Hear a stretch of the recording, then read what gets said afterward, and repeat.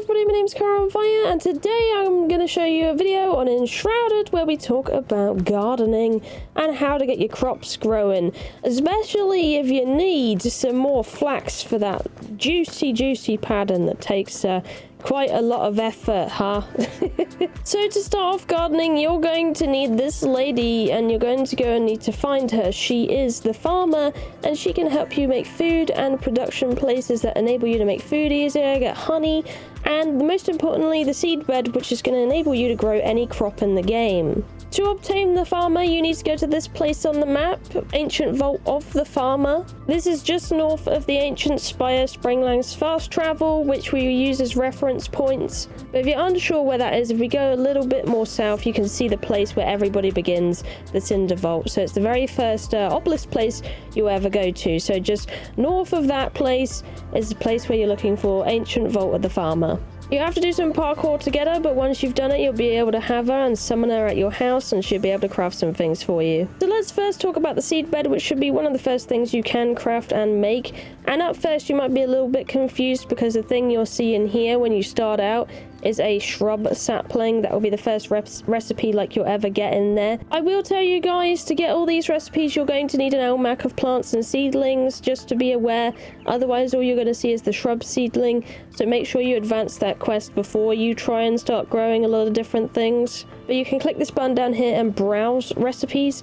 So you can of course grow anything you like in the game, whether that be red mushrooms out of bone meal and red mushroom, or you can grow tomato seedlings, strawberries, beets, berry bushes, flax, bell peppers, wheat, corn, aloe, saffron, azure razula, sugarcane, Aurelinia, this is going to be hard to say, Aurelinia, I don't know, I'm not even going to bother, nettles, chamomile, sage, rooibos, grapple plant, indigo seedling, broadleaf tree seedling, and an evergreen tree seedling. So you can make your own trees and plants in this menu. Either or, you will need to pick it up in the world, because you will need basically to find one of these and combine it with what it asks for. So for the beet, it asks for farm soil.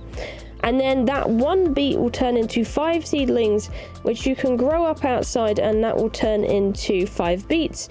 And then so on, you can keep multiplying them. So with the flax right now, I'm doing flax because I really need this stuff called padding, which is required for a lot of high tier level armor. And this all started from one flax. I made one flax into many flax because I kept multiplying them basically. One thing you might want to consider with gardening as well is making sure to have a place with lots of land. So one place we picked to live was actually by these farm areas.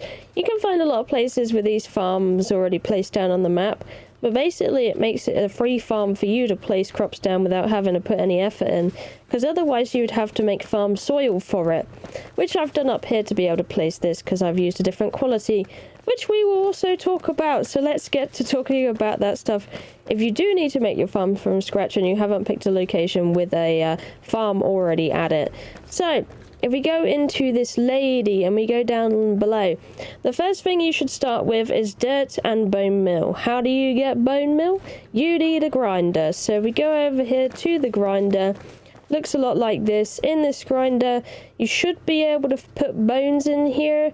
Bones make bone meal, and it will take a minute to craft some, and then you just let it do its thing in there. And then you would bring the bone meal over to the lady who will craft you the farm soil.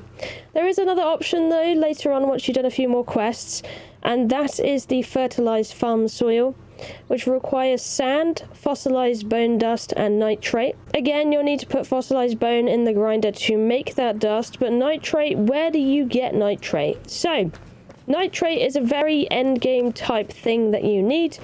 If you come upstairs with me to the laboratory, which again is a feather-on thing, it's one of the last stations you craft for this. Inside the laboratory, you should see some recipes, but in here is the nitrate, which requires sand, salt, wood acid, and alchemical base.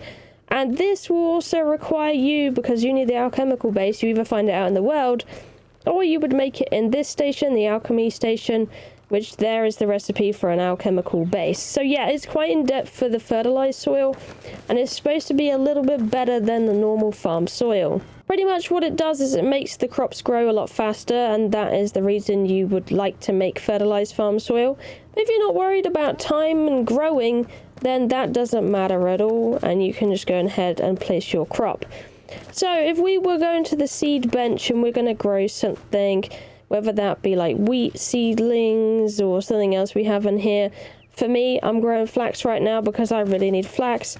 We're going to go down the bottom here to where I have all this farmland I can use and plant some flax. So this is the stuff. To plant it, you just place it down and then you just wait until it turns into proper flax with the blue flower. So you can place it however you like, it doesn't really matter, it doesn't really affect anything. Once you have it placed down, you don't need to do anything with it, you just leave it and then give it some time. It will grow and then you come back and harvest it and all that. And that's all you need to do. Literally, it's so easy. All you need to do is make the effort of placing it, which can be a bit tedious if you have like 100 of the things to place down and you need a lot for perhaps a group or something.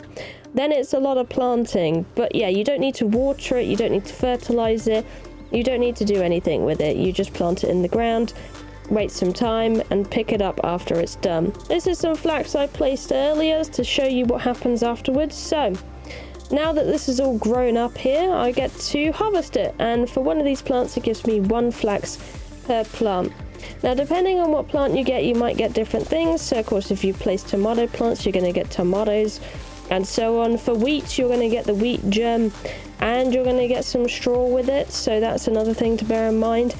But yeah, once you've made the effort of placing it, you go ahead and pick it all up and happy days. How do you place the farm soil, you might also be wondering. I just remembered I haven't showed you that. Well, it's pretty much like any building. Once you have the farm soil in your inventory, you're going to need a build hammer, which should be right over here. Here's my build hammer. We'll bring that out today. So here we go.